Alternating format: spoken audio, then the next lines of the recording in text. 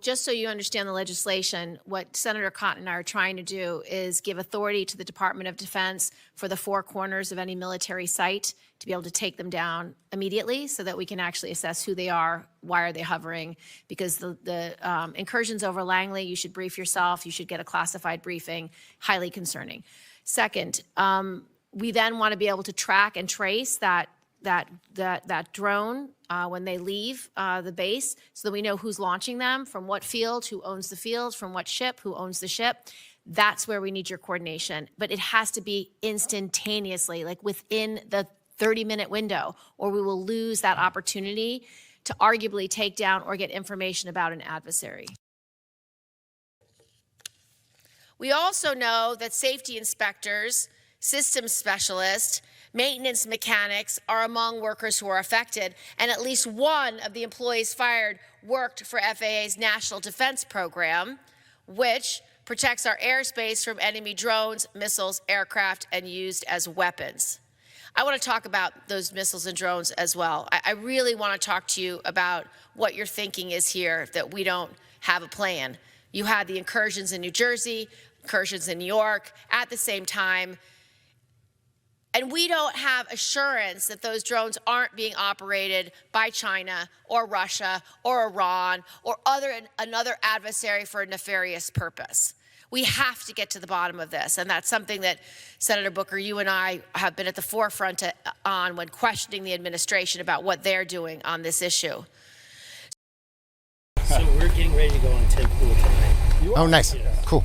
Can I? Nice. And I don't know if you want to do this together. Yeah, tag team. Either way, we're the only reporters on the hood doing this. So I know you can't talk about. I know you can't. We have 6 minutes to be over at Capitol. We can walk with you if you want. That'd be great. Let's get our steps in. Let's just go broad. 30,000 feet. How do you think both went today? There's a lot of weird stuff that happened this week. I mean, 3 people that. Right now there's basically. So we hear. And I don't know what that's about. And these would have been briefers.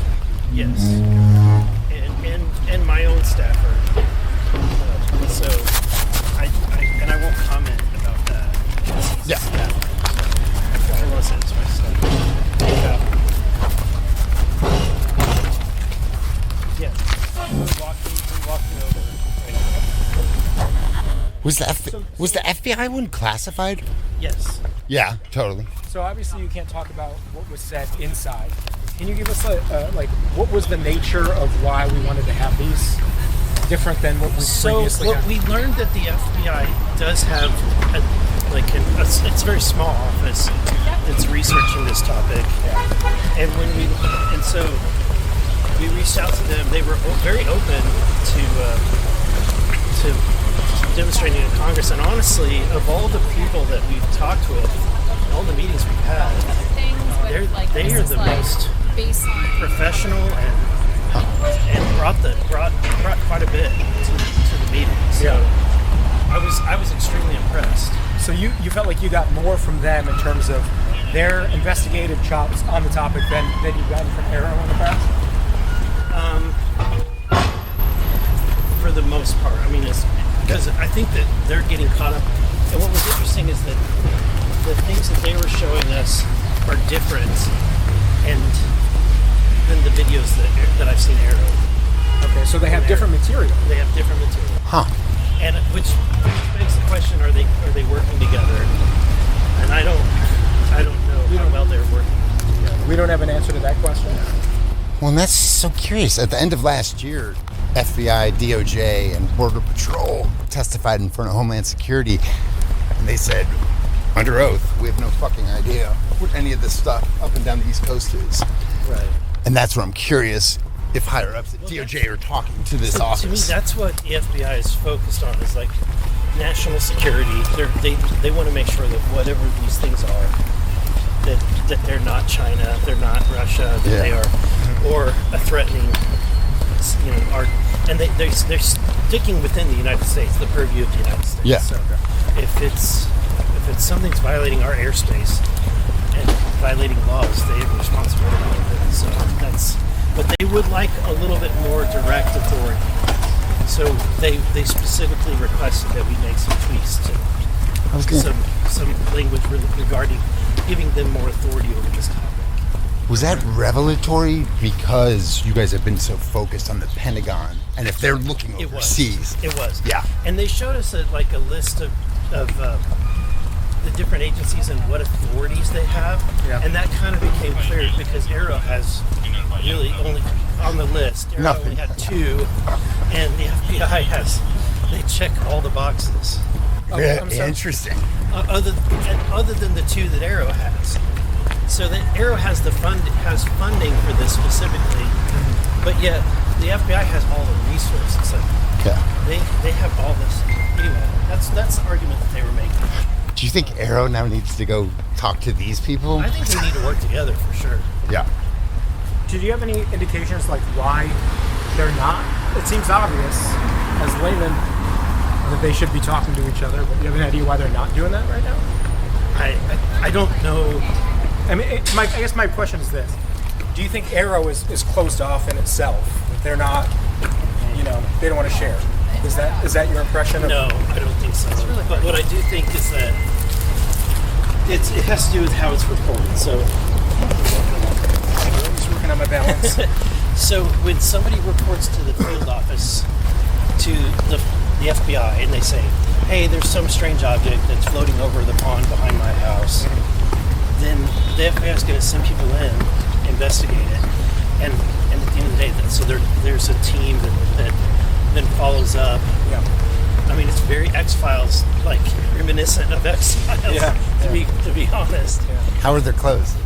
What? Do they have cool suits on? They look like FBI agents. The essential question. Right? And they're all buttoned up there.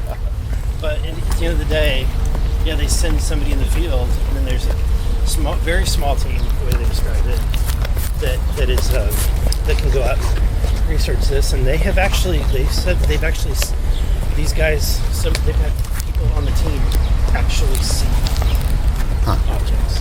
Interesting. Let me ask. Is anyone asking the FBI about the crash retrieval stuff? We did. Besides you today. We did today. They have not had... Was that so luminary? both Aero and the FBI have not had any direct connection to any hard, material, bodies, anything like that. All of that is it is basically people's work. It's just... No one says they've seen any hard evidence. Let me ask the flip side of his earlier question. As you're going down with your investigation, are you kind of realizing Aero's kind of powerless because they're only as good as the top brass is going to allow them to be? Yeah, and I think that what we've learned from David Grush in our meeting with Aero is that Aero's focused on DOD and defense and those agencies and what can be reported to Congress. But a lot of this is at the White House level, which is there's programs that are not required to report to Congress. Interesting. But you guys are dialoguing with them through Tulsi. Yeah. Yeah. Sorry, brother. No, is there a chance that they get in a SCIF with you too? DNI folks or something? Or are you guys done with SCIFs? You're going to have this party in the open? SCIFs are so 2024. SCIFs are so 2024. Right. No, we're not done. We're going to keep going. And why is that? So any chance that you get the White House folks to... Is this the car? Yeah, I see. Is this the car? This is the car right here. Okay. Yeah, his name's Chris. Any chance you get the White House folks come talk to you about this? Sit up front. Yeah, I'm sure. Yeah. I think I think so. I mean, Trump's administration is very transparent. So. Yeah. Thank you, guys. Wait, that's what y'all keep saying. Y'all haven't even brought in the FAA. You know, Mayorkas had a briefing with the Jersey delegation, and he said, fuck clue what this stuff is. So if he lied to them, I should be investigating that. Okay. All right. It's good to meet you. Nice to meet you. Appreciate you, sir. I will reach out to you. Hey, you gotta reach out to me because you gotta talk about that face relocation. You guys got it wrong. You can sit up front. All right. It's all right. It's Wisconsin. To the correspondent for Virginia Public Radio for years, and I was also WA correspondent. Absolutely. But it's interesting. I was watching that hearing yesterday. Would you? Which one? The one on, not Langley, but the one tangential to Langley. Yeah. Did you, like, what was your takeaway from that? That's me. Oh, great. Yeah. LCB. That's awesome. What was my takeaway? Oh, I think we are all in agreement that there's a problem when it comes to UAS and flying over military installations and really over any critical infrastructure. The Rear Admiral made a point that I agree with, which is we've developed the technology for UAS offense, but not really for UAS defense. Right. And it's kind of a hodgepodge of things that isn't always effective. And then, another person made a point about trying to shoot them all down with a shotgun, and it's not so simple because one, you have to be really good at shooting a shotgun. Yeah. But two, when you shoot something down, it falls somewhere, and often there's homes, there's even critical infrastructure around some of these installations. So, but we have to figure out a better way to address all the streamline things, make things more effective. And that was where yesterday was interesting because last year Senator Kane pushed the heads of North and Southcom on it, and he said the big problem with Langley is rules of engagement over suburban areas. Yeah, Which absolutely, it's different than Luke Air Force Base in Arizona, but it kind of seems like the Pentagon, it seems like some members are like, no, the Pentagon has the green light. What is it, I-30 or whatever? Yep. But the Pentagon doesn't seem to think that. Do you think you guys might need a statutory answer to? I think I want to work with the rest of the committee on trying to push some legislation.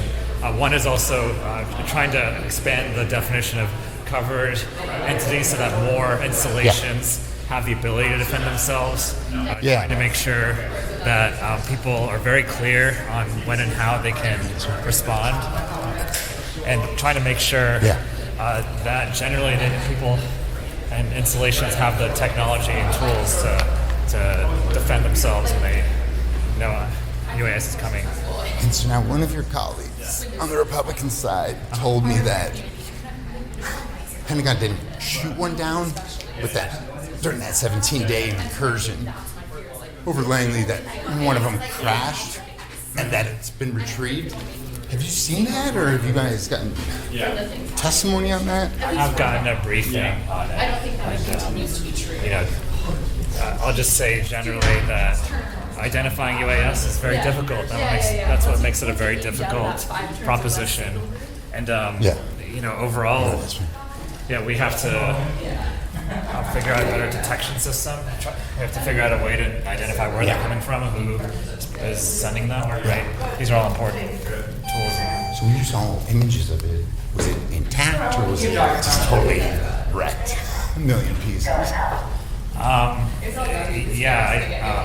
Which images are you talking? Because I don't know if I saw the images. Because they said they retrieved one of the crashed. Oh, they retrieved. Oh, yeah. But you've been briefed on it, but haven't seen it. I haven't seen it myself. No. Have you guys requested to see it? No, not yet. No. Yeah. You're not on Intel. I'm not on Intel. They get all the fun. They do get all the fun, but I did get Mr. Warner. I did get a classified briefing on this. Yeah. The same one you got. Do you, because him and Kane came out of there pissed off. Like, hey, a year after Langley incursion, Pentagon still doesn't know what the hell's going on. Like, There's a reason why we had that hearing. But do you, because all your Republican colleagues, the administration's so transparent, they're releasing all this stuff. But no, practically, it doesn't seem like there's any real change in stance. Do you have more questions? Or? I haven't seen significant change in the first 100 days, but I'm hopeful that we can push for significant changes moving forward. Because I think it's important. We're talking about protecting the American people. We're talking about protecting very valuable military assets. We've got F-22s at Langley, for instance. So, at the very least, we want to make sure that other countries can't just easily do reconnaissance anytime they want. Even the threat of being able to fight back against UAS is very important. And Timmons, he seems like a serious guy. Yeah, I had actually asked him during the hearing, kind of privately, if he's willing to work together. He said yes. So cool. Very much so. I think there's going to be consensus around trying to do something. It's not what we do. I'll be watching. Good to meet you. Yeah. Be well. Thanks for listening to Ask a Poll.